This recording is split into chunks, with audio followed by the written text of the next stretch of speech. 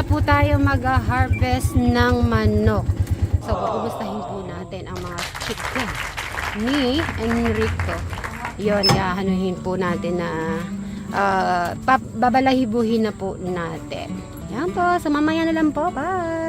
So yan, bati-bati muna po tayo na magandang umaga po sa ating mga kasitleries, katekra, mga kadyano, mga Brian Subabalag, Alex Suba, Chris Agekris Suba, at Jolly Vlog. Yan po, magandang umaga po sa ating lahat.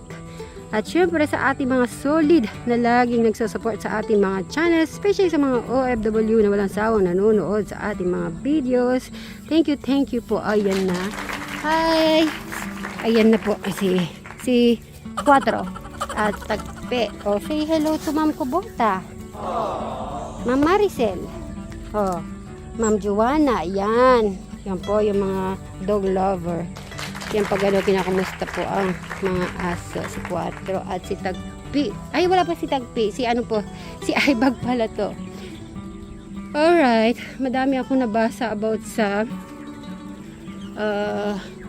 aloe blocks. Baka daw masira, masukan. Pero, hindi naman po. Parang the same lang din siya. Yan. So, check natin. Parang hindi naman masyado naman na naapakan. So, ngayon, Sir Robin, tawagin mo na lang si Eric. At harvest na po natin tong mga manok. Okay. Tawagin mo na siya. Pakainin na muna, pabusugin na muna natin. Bago po natin sila, ayun na, mag-goodbye na po tayo sa kanila. Ganyan po talaga, business is business. Hindi naman po natin pwedeng alagaan ng ano to forever. Kung hindi, wala. Titigas lang at hindi makakain. So, kailangan po natin na harvestin to ngayong araw at ibebenta na po natin. So, abang-abangan nyo po mamaya. Pero ano, natatanggal na po natin ang balahibo to kasi kailangan po na wala talagang balahibo. So, hintayin lang po natin si Eric. Yan, lagyan muna po natin ng mga food.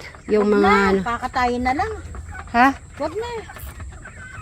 Tatanggalin, sayang yung pagkain. Hindi pa alam ko pinapakain pa talaga yan. Hindi na. Ay, hindi Kasi, na ba? Pero ito pala, hindi umano yung mga palong nila, no? Ay, di, magpapakulo na muna pala tayo ng tubig. Ang laki nasaan na, yung oh. ano? Nasaan yung kinuha natin? Ayun, nilagay ko sa taas. So, binibigyan muna ng tubig ni Sir Robin natin ang mga manok. Para ano. Madami. Sige, nakaano yan. Nakasama siya sa isa. Kailangan meron din siyang anong hindi, baka matamaan. Para safe.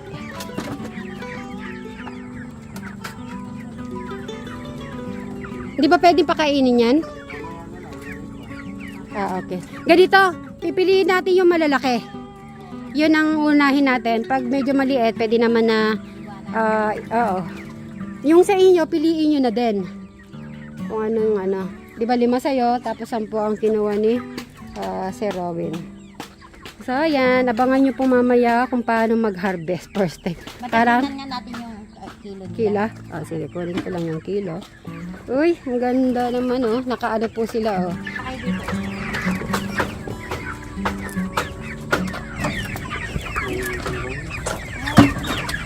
Nakaraan, 1 in 1 half. Ngayon, 1 in 1 half na lang.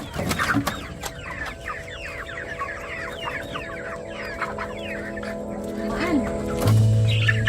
Nung nakaraan, 6. Lumaan? Nung nakaraan, 1 in 1 half. Ngayon, 1 in 1/4. Bumaba ang timbang. Nasa kaya yung kambing? Hindi ko pa nakikita. Nandiyan. Wala mo na. Uy. Oh. Karga 1 in 1/4. 1 and 1/4 lahat. Hey! Ay, tutukain yan, madam! Tutuka pala talaga sila. Akala nila food. Ay, bigyan nyo na ng food. Kahit ano lang konti. Kailangan naman nakakain sila. Oo. Sige, pakainin mo na ito. Oo, pakainin natin kahit konti lang. Ayun!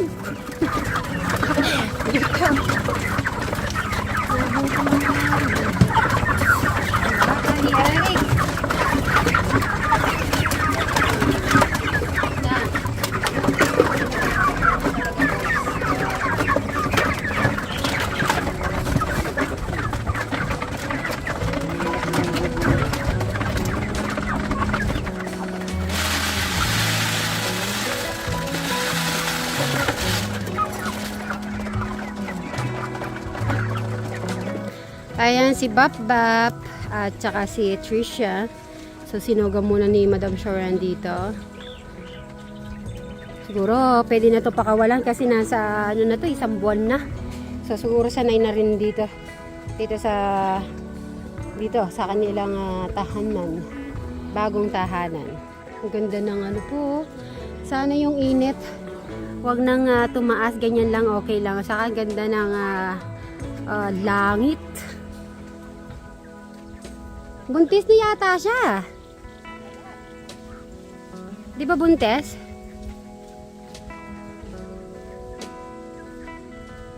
Pakawalan na lang kaya. Yun, nakawala naman siya, di ba? Oh. Yung lalaki, okay lang yan. Okay. Lapitan natin si ano. Hello po, tito. Wala po kayo, kaya dito na po ako magpapaalam at kay Jano. Ayan na. Ang dami. Gusto ko ganito yan sa ano. Hindi ba tayo pwedeng magpatubo ganito sa bahay? Alam mo naman mahilig tayo sa usawan. Pakikuha mo nga yung mga hinog. Sayang yung mga hinog no pag hindi nakuha. Yan, mga ganyan kasi tumatagal pa po ng 1 week pag yung green.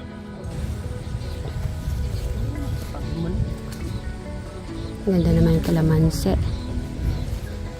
Ganyan naman po. Oh. Tito Cesar, ito, kung mapapanood mo man to, maraming salamat. Kasi po magluluto po tayo ng manok. Ayan, thank you. Mga ano yung 1/4. Okay, so maglilista na po sila. Kaya ano listahan natin? So, 10, bali 10 yun sa'yo. Kasi ba yun sa sasakyan? 5 lang. Ilagay mo din mo dito habang kinikilo. 1.5. Hmm? 1.5. Yun sa'yo? Lista ko na muna. Madam Sharon.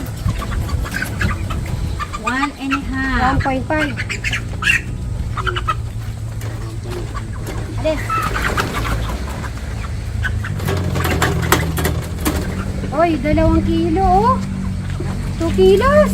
Ayan. Galing mamili ni madam ah. Okay, next. Muna nyo sa'yo. Dito kayo. Ito. Kakawitin ko nga.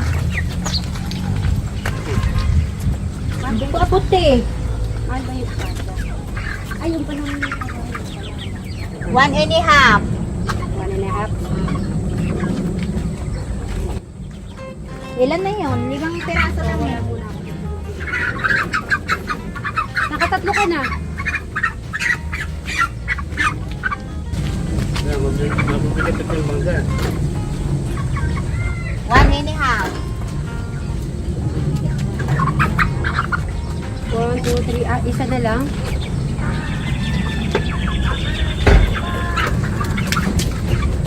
Claro.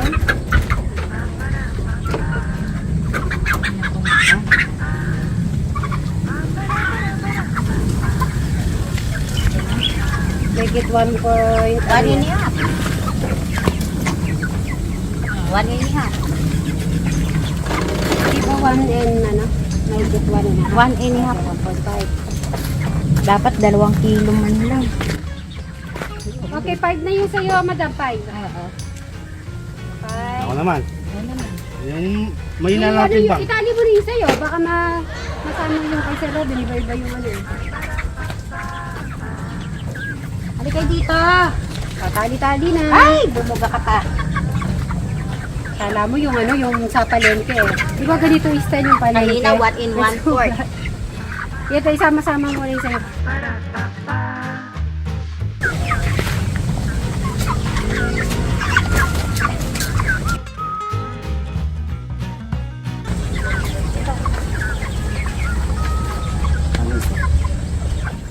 Okay, so yung sa'yo, naka-green.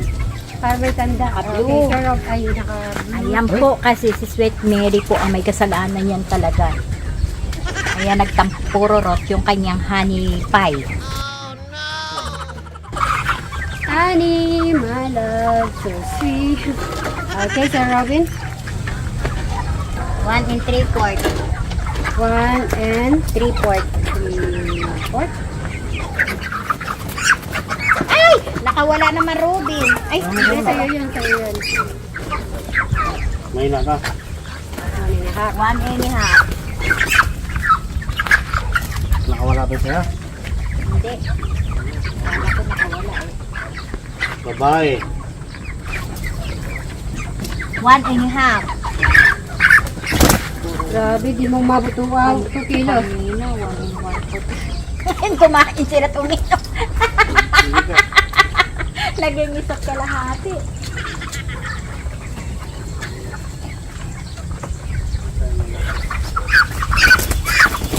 Oh, huwag kayo mag-away. Ilan yung sa'yo, Ben? Lima na. O, 5 lang daw muna kay Ben. Tapos, nakapag-order na po ako ng sisiw. Kausap ko na po si Sir Jeff. Sabi niya kung hindi mamayang hapon, bukas. So, abangan ko po yung niya tawag. 1 and a half. Tapos ilagay mo yung iba dyan. So, isa na lang. Dapat ngayon po kami kaya lang kung hindi, kailangan ko muna mag-tutor kay God.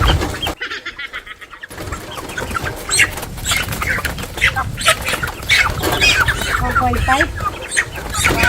1 and a half. 1 and a half.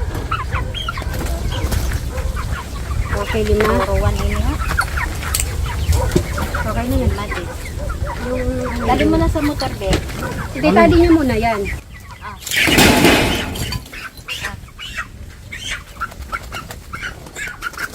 Puntahan muna natin sila Tito Cesar tsaka Tita Carlota. Sasabihin natin yung sa piyesta. So, pupuntahan po natin sila Tita Carlota para yung sa piyesta, ma-invite po natin. Ayan. So, in the meantime, ito na muna po. Check ko po bukas. Bukas may bukas is 18. Ang piyesta ay 19. So, kahit na umaga, yan, pwede naman madali lang naman po itong balahibo. Ayan, mamaya na lang po. Bye!